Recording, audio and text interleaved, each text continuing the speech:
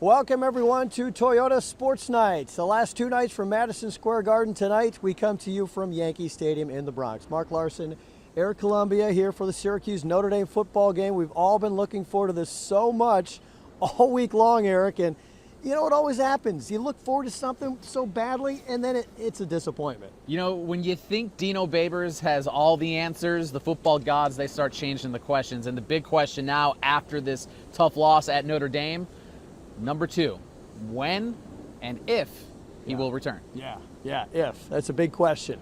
Let's get to the highlights. There weren't many for Syracuse, but let's at least show you what happened here at Yankee Stadium. Syracuse had won a couple of pinstripe bowls here, but Notre Dame was really, really good. On their first possession, Dexter Williams, his 11th touchdown of the season, 7-0 Notre Dame. Eric Dungey, next play, picked off by Jalen Elliott.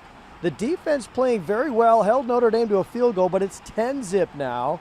So the Orange starting to get a little desperate. And you know that Dungey guy, he likes to try and make things happen on his own. So in the next possession, Dungey takes it up the middle. About a 2 or 3 yard gain, looks innocent enough, but then Eric coming to the line. Next play, he can't even make it to center, goes down, holding his lower back, ends up getting helped off the field, ruled out with an upper body injury, obviously his lower back. So Tommy DeVito's turn, get to him in a minute, but first the defense stepping up. Andre Cisco with another interception, this one in the end zone.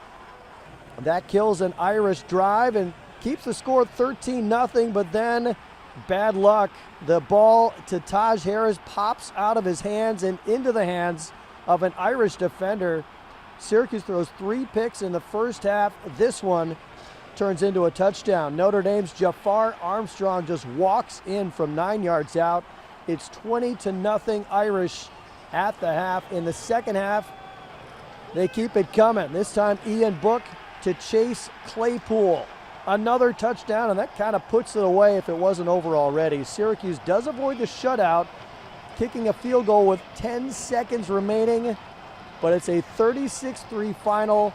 Orange taking a tough one on the chin. Coach Dino Babers afterwards said his young guys didn't handle the big stage all that well.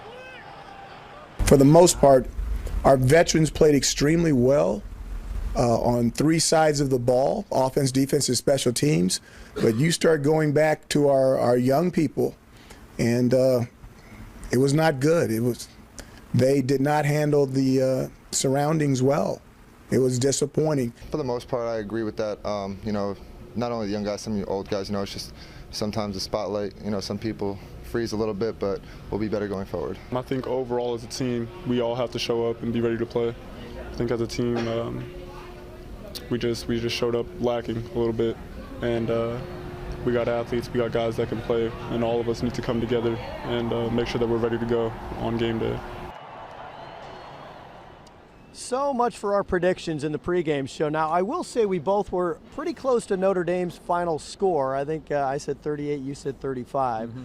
On the other hand, I couldn't have predicted what would happen with Eric Dungey, and the team didn't seem the same after he left. I thought Notre Dame was going to cover. I didn't know they were going to cover by that big of a margin. But you mentioned number 2, disappointing that Eric Dungey leaves this game with a lower back injury. The school's officially saying an upper body injury, but we're assuming right now that it is his lower back, and it kind of came out of nowhere. Dungey kind of flushed out of the pocket, tries to gain a couple yards, but he's in a little tussle. There's a gang tackle on number 2, and he tried to get back up, but just couldn't. Hits the turf once again. The SU staff takes a long look at him.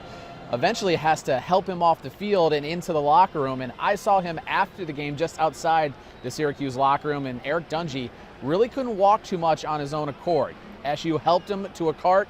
He was then carted off to the bus, where SU then returned to the city to head back to Syracuse, but very disappointing and very scary situation for Eric Dungey and that injury. You'd have to say he's very doubtful for next week's finale at Boston College. So it might be Tommy DeVito making his first start, and DeVito did not look sharp in relief of Eric Dungey today because, Notre Dame is just a lot better than the last team that Tommy DeVito faced. 14 of 31 for the redshirt freshman. 2 interceptions, only 105 yards. He was also sacked 6 times. So Tommy DeVito took a beating too, but afterwards, he and his teammates were just thinking about their fallen leader, Eric Dungey. Right, I mean, I'm not really sure what happened. I saw him take a hit. You know, he went down, and, you know, coach told me to get warmed up, went in. You know, just tried to do my job and get the offense started. That hurts. He's a big part of this team, very important player to this program. But at the end of the day, we got to be able to push on and keep fighting. There's no approach that I would take differently. You know, I always prepare like I'm the starter, and I hope everything's going on well with Eric. Very disappointing end to this weekend.